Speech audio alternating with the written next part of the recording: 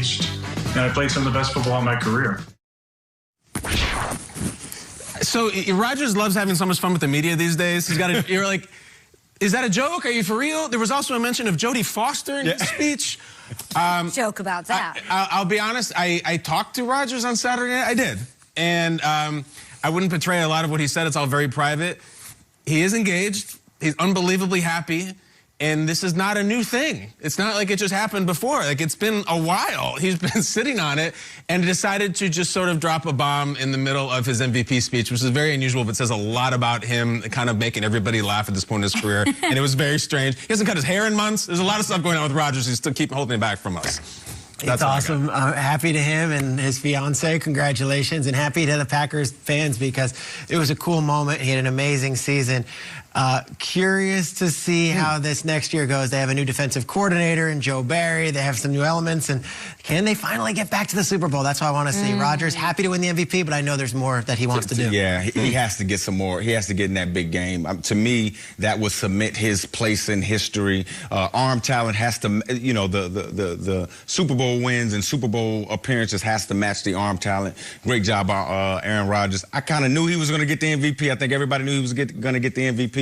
I was surprised that Patrick Mahomes only got 2 votes. So we talked about that yesterday. But, yeah, kudos to Aaron Rodgers. I mean, maybe get him some stuff. Tampa Bay did. Tampa Bay went and, you know, spent some money, did some things. Talk about it, Kay. Hey, Green Bay, maybe you should help him get to that game. There's a really good quarterback in the draft this year. NFL honors just looked, I thought it looked really cool. Maybe I had, you know, I've seen other things, live shows done. I thought it was it didn't look like I was on a Zoom conference call with you guys. So the look of it, the drones, the footage, seeing how everybody's dressed up, the players' faces, well done, everybody involved with NFL honors. It was an absolute treat for smiling from Arrowhead Stadium this morning, a city that needs some smiles after a loss. Excellent work by Randy and all of our reporters. Kim Jones, an MVP. Yes. Legend. A legend. Let's talk a little bit and dish out some love, though, to Tom Brady. A huge impact in Tampa Bay, that is clear, bringing a championship pedigree, accountability to everyone around him. But Todd Bowles, let's dig in. This defense last night was incredible. But let's look at their season as a whole. When you look back at the 2020 Bucs,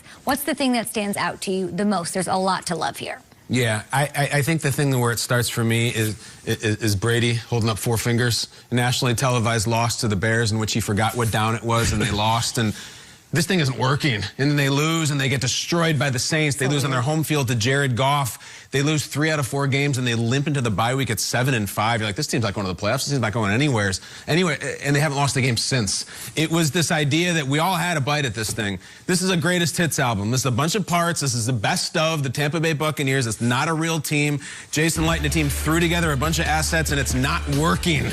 And then they figured it out. The defense became incredible. Brady started playing well. I'll remember the low point, the nadir, as it's referred to, and I think that's Brady holding up 4 fingers in that night in Chicago where they lost to Nick Foles. And since then, they figured it out. They built this thing up, and I think that's coaching. I think that's Brady, and I think mostly they got awesome players on defense. Absolutely. And Kyle, I think what you're talking about is the evolution of this offense, right? With Tom Brady, he came from a matchup-style offense in New England where it was, you know, you figure out the best matchup and you throw a lot of intermediate passes. Now he was in the offense, BA and Byron Leftwich. They wanted to push the ball downfield. You saw how Jameis Winston was last year, right? And Tom Brady, traditionally, he's careful with the football. So throughout the season, you saw early on Tom trying to get on the same page with Byron Leftwich and Bruce Arians and throwing the ball downfield. It wasn't working. Then they figured out their identity during their bye week.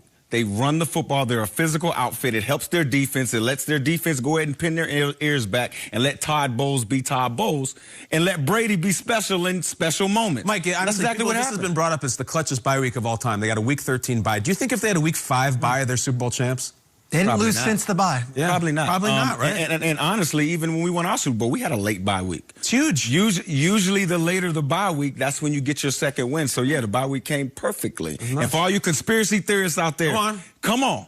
There's no way everybody created everything so Tom Brady got a championship. Please stay off my Twitter about this. Thank you. Michael Robinson saying, conspirate theories, don't bring them my way. Yeah, don't bring them. Wait, what? What happened? In football. Okay, in football. And Peter's going to criticize the Chiefs. Yeah, it's weird. Stay tuned. Hold us upside down. It's funny because they played the Lions after that bye week on a Saturday afternoon on NFL Network, and the Lions had 5 coaches who were unable to coach because of COVID reasons, and they went 47-7, and we're all like, all right, but who'd they really beat? And then it kept on stacking and stacking and stacking. My lasting image is going to be a 3rd and 11 pass to Tyler Johnson in the game against the Saints with all the marbles. And Brady had the confidence and the trust to throw to a rookie who had 12 catches on the year, threw it behind him, and Tyler Johnson made the catch. And it showed me everything about Brady. He's like, it doesn't have to be to Gronk. It doesn't have to be to Evans. It doesn't have to be to beat Godwin. I'm going to give these guys the belief and the faith, every single one of them, that it's Scotty Miller or Tyler Johnson. Or last night... Who was it? The tight end? 88, Tyler what is it? I don't remember. Number 88, he's throwing to his He was like the 4th-string tight end in the end zone. He almost got a touchdown in the Super Bowl. Yep. He played good against the Bears that game, too. Yeah, I know, but you don't know his name. But I would say this. That's exactly the point. Brady brought everybody along with him on this ride. They all share this Super Bowl victory, and every single one of them can take pride in what they did. And I think Tanner Hudson. Tanner Hudson. You wake up a champion. Tanner Hudson almost had a touchdown. Number 88. We need jerseys. We do. That's all I remember. Brady, Tyler Johnson. It's the accountability. I've talked about it a little bit. The Brady I know and the one that I, was around up in New England was the one who made these guys, like, you don't want to be the guy who drops the pass for Tom Brady. You don't want to be the guy who hasn't looked at the playbook and, like, learned all the new vernacular. And after the game, we had players like Fournette. All the players were saying Brady was texting us and telling us, we're going to win this game. It's that, and if it's Brady has 6 rings, like, you're going to, if he's telling me we're going to win the game, like, I'm going to have that confidence that we're going to win the game. And he's, he was sending text messages the night before. Can you imagine just sitting in bed, like, let me text this guy this and this guy that, and Tyler Johnson that, and Tanner what now? Tanner Hudson. Tanner Hudson, let's tell you you're going to make a huge play. And they believe that. I will say, though, too, Gronk had a great quote last night I would like to read. He said, it was an organization that was ready to win. I was really shocked they didn't go to the playoffs the year before with what they had.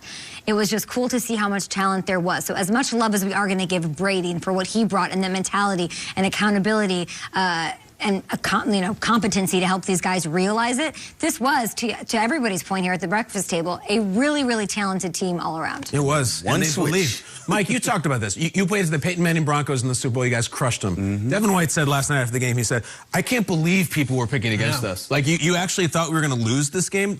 Sometimes as a player. I told you guys yesterday, I said when we were playing the Broncos. Everybody was on the Broncos. Broncos side. 2 Wednesdays before the game, we watched a quarter and a half and we laughed and we said, we're going to blow this team out.